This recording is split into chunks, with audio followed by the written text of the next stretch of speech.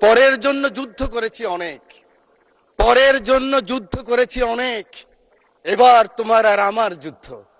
যদি বলো এত যুদ্ধ করে কি পেয়েছি? তিউনিসিয়ায় পেয়েছি জয়, উগান্ডায় পেয়েছি জনগণের ভালোবাসা, আর প্রতিবেশী বার্মায় পেলাম ঘরে ফেরার তাগাদা। আমি যেন সেই বাতিওয়ালা যে পথ্য পথ্য রাস্তায় বাতি জ্বালিয়ে ফিরি, অথচ যার নিজের ঘরে জমে থাকে দুঃস্ব অন্ধকার। এই অন্ধকার আমরা কাটাতে চাই, এই অমনীষা থেকে বের হতে চাই। আমরা সুন্দর স্বাভাবিক সকলের জন্য যে বাংলাদেশ, সেই বাংলাদেশ চাই। আমি বলতে চাই এই চ্যালেঞ্জ আবার আসবে, ষড়যন্ত্র বন্ধ হয় নাই। আমরা কে কত বড় হব, কোথায় যাব, কি নিব, কি হব, সেটা বড় কথা নয়।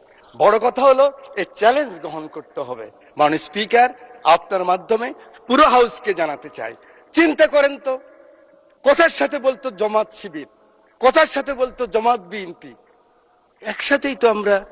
আমার হাতে তো এখনো রক্তের দাগ নিয়ে লেগে আছে। এই মতিঝিলে 19 দিন ছিলাম রিমান্ডের মধ্যে। কেন আমরা ছোট করার চেষ্টা করতেছি? আমি বিশ্বাস করি আমার নেতা ছুটে গেলেন একটু আগে, আমার সেই ভাই এখন আছেন। আমার নেতা তারেক রহমান ছুটে গেলেন, ওখানে গেলেন, দেখলেন। সাথে সাথে আমি মনে করি আগামী দিনের রাজনীতির জন্য সংসদের বিরোধী দলের নেতা আপনিও ছুটে যাওয়া উচিত ছিল। আমি জানি না আমার কথা কিভাবে নেবেন, যে মাননীয় সংসদ নেতা, আমি শুনেছি, আমি উপস্থিত ছিলাম, কেন ওনার পিছনে আমি ছিলাম। আপনি গিয়েছেন, উনি বলেছেন আপনার কিছু প্রয়োজন লাগলেও আমাকে বলবেন। এভাবেই রাজনীতিটাকে আমরা এগিয়ে নিতে হবে। বাংলাদেশের মানুষের আকাঙ্ক্ষা এই রাজনীতি।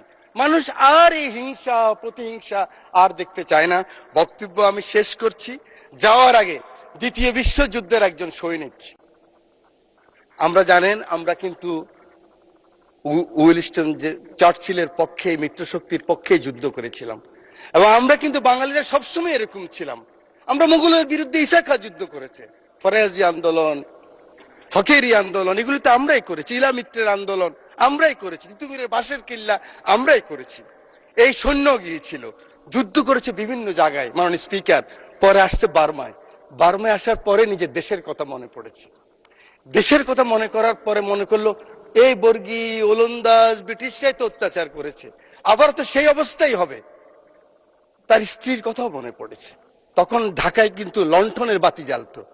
তো তিনি বলেছেন পরের জন্য যুদ্ধ করেছি অনেক, পরের জন্য যুদ্ধ করেছি অনেক, এবার তোমার আর আমার যুদ্ধ। যদি বলো এত যুদ্ধ করে কি পেয়েছি? তিউনিসিয়ায় পেয়েছি জয়, উগান্ডায় পেয়েছি জনগণের ভালোবাসা,